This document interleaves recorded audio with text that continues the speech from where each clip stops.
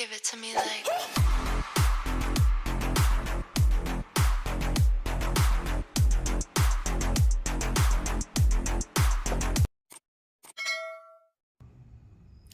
Hey, what's up YouTube? Stan here. Welcome back to the channel. Thanks for tuning in. This video has been due for a while. I tried to make this video like 3-4 times already. I wasn't happy with it. Got interrupted in the middle and a lot of editing. So I just might as well just redo everything from the start. I put my link for 300 discount in my description. If you guys like, go ahead, use it. Any question, feel free to drop a like, drop a comment. I'll try to answer them one by one. So what we have in front of me today is the 2022 Rebel CS model. They did discontinue with the Stinger. So this is actually 60 volt right now. Everything else is the same. It's still going to Sabaton 150 amp controller. It paired with the QS 205. 3000 watt, so everything is Stinger spec, but besides just the battery is 60 volt, and they actually bumped it from 30R to 50R. So I guess they want more range for the bike instead of more power. I'm gonna go ahead and go over the stuff that things that I like and things that I don't like, and keep in mind everything is my opinion only. Whatever works for me might not work for you. So it's totally up to you guys to agree to disagree. At the end of the day, I'm just want to put the information out there to share with everybody. All right, so without further ado, let's get it started. All right, so first thing first, is the new display. So I do like how everything looks. It's super thin right now. I'm trying to give you a side view. Pretty much just a picture board, right? There's no button on it. You can't set it. You can't do anything, right? Big display for the speed. They show you the gear, 1, 2, and 3. You switch it from the side. One thing that I noticed, you won't see your total mileage, right? Once it comes in, after like 10 seconds, it goes to your trip. And my trip is resetting every time. So for you to see your total mileage, you just have to start the bike. There you go, 60 miles. That's all I have on the bike.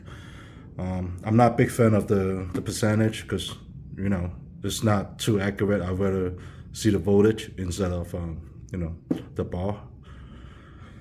And that's pretty much of it for the new display. It's working fine. For the daytime under the sun, I could see, I could read. It's bright enough at night. So that new display is pretty good. I know some of the people that actually have problem with the first batch that's not showing the correct batteries usage, but I think they fix it. This one, it drops, everything works. And all right, let's go over to the handlebar. This is the new one versus the old one. I think this one actually looks better. And if you guys know the previous version, you can't put bar and mirror, right, unless you cut it. But this one, you can actually take it out. You just need to take it out from the inside, so you have to unlock it from the inside, unscrew it, and then you screw the front over here, and this will just come off, and then you can put your bar and mirror, anything you like. I'm not a fan of the stock mirror, so I change it. Also, I want to shout out to Rich.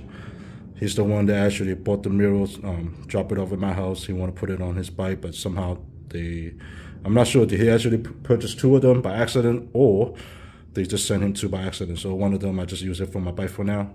So shout out to Rich, thank you for the mirror. The handlebar, I switch it. They came with the cafe bar, which I'm not a big fan of. I'm not young guy, I'm not 20, 30. Leaning forward too much actually hurt my legs, hurt my arms. So I switch it to the rise up handlebar. It's a little bit wider now. It's not as tiny, like before. So it's actually a little bit wider. Sit up more straight. That way my back don't, not gonna hate me. Okay, so next, one more thing going back to the display. So every time when you turn on the key, right, the first thing first is gonna be in the park mode. So when you throttle, nothing. So this is a good safety feature. I like it. You just have to press the P button right here, and then it will go to ready. Once you go to ready, your throttle is gonna go. Whenever you want to stop, you don't want people, playing with your throttle, touching it, accidentally move up, just press it once, it will go to park. Alright, so this is the new tank finish. The paint, they got upgrade a lot. I like it, very shiny, but also at the same time, it's very easy to scratch, right? And every time you touch it, you leave a fingerprint. It's a fingerprint magnet, so you're gonna just, keep cleaning it. But yeah, they do look, let me give you a side view. They do look a lot better than before, as far as the paint finish and everything else. All right, this size actually, you can see it. So that's nice. One thing they did change, which is the turn radius.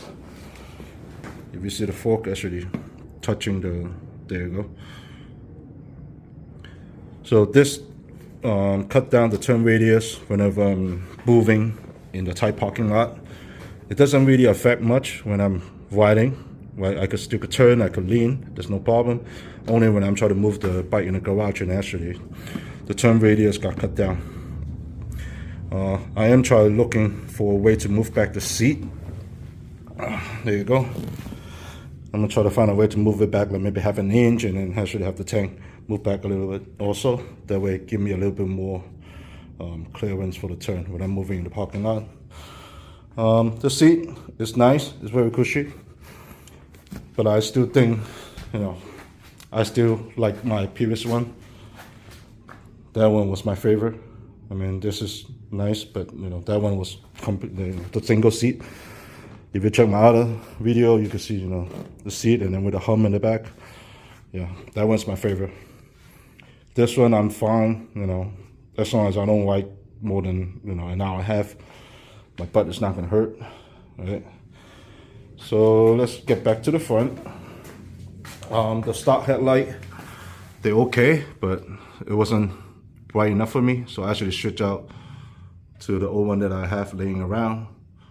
And after I put on the 5.75 housing for the headlight, I can't put the fairing back on. So I gotta do the old method that I used to do, zip tie it. It's secure, it's not gonna move, it's not gonna go anywhere. So that's that. Turn signal, front and back, they work perfectly. Now the horn actually in the front. They just sent out the email saying that they want us to remove this red thing right here. You could just pull it out, it will just come off. So that way your turn signal is not gonna, flick or break, something that they sent in the email. I haven't done it, but I'm gonna do it very soon. The fork that I use inverted is a lot nicer than my first gen. I could go over bump a lot faster and not feel anything for it. I mean, if you look at that, it's pretty much the same size as my Rebel, the Honda Rebel. So yeah, that's definitely a plus for comfort and safety. Tire, I got Michelin City Pro, right? And the roller, come around to the other side. They actually went back to using the old brake. I forgot what's the name, but yeah, that's the same brand that they use in the previous model. So I guess it's hard to get the other brake brackets, so they just put whatever they could get. No complaint there. Stopping power is good. It's actually better stopping power than my previous first gen. I tested it. It feels a lot stronger. Okay, coming to the back. So this is, let me go on the other side better, show you guys.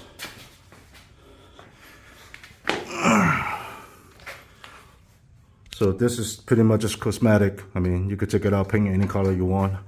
Now all the stuff, well, not all the stuff, all the controller, the switch, everything is under the battery now. A lot of people do ask me, do they overheat?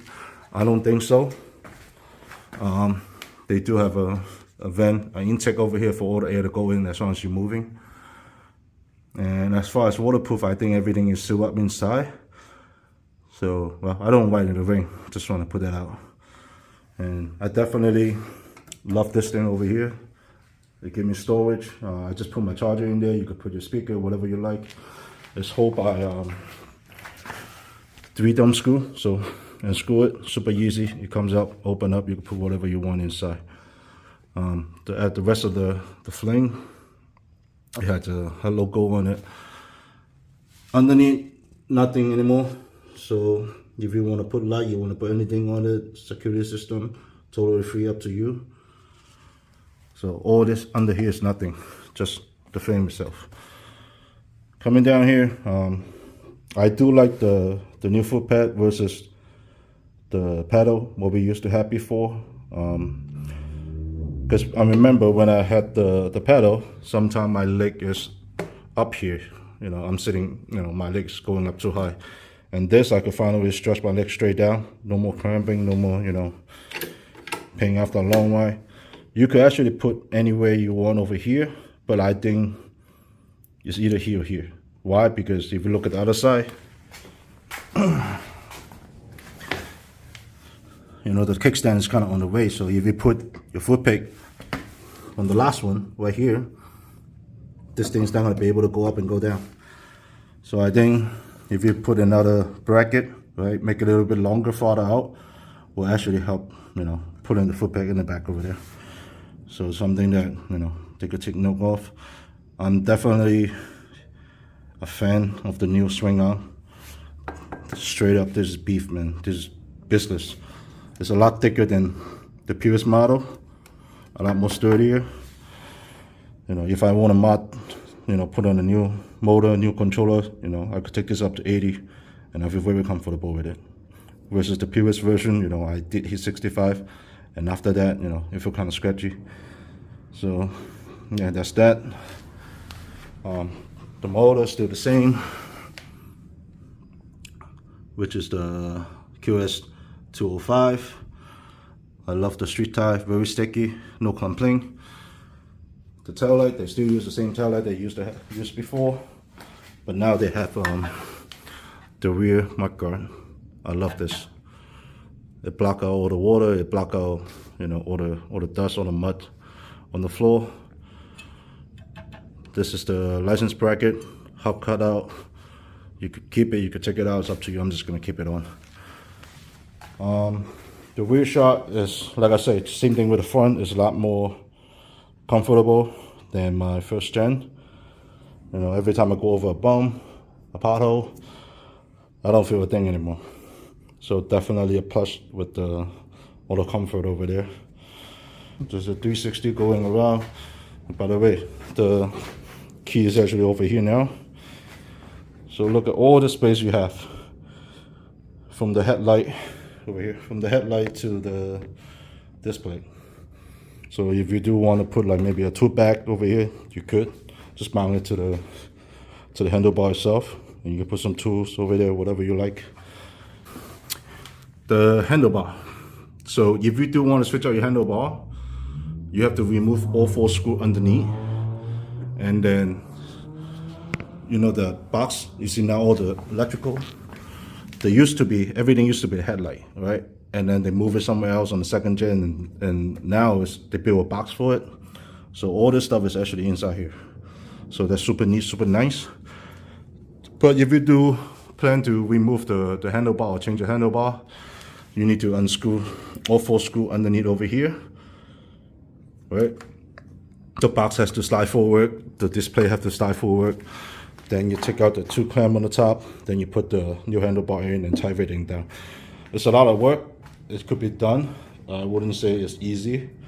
They told me give and take, like, you know, at least 30 minutes to an hour. So I wish there was something like, you know, you could just unscrew this too and then put a new handlebar and screw it back in and be, you know, done with it, but that's not the case.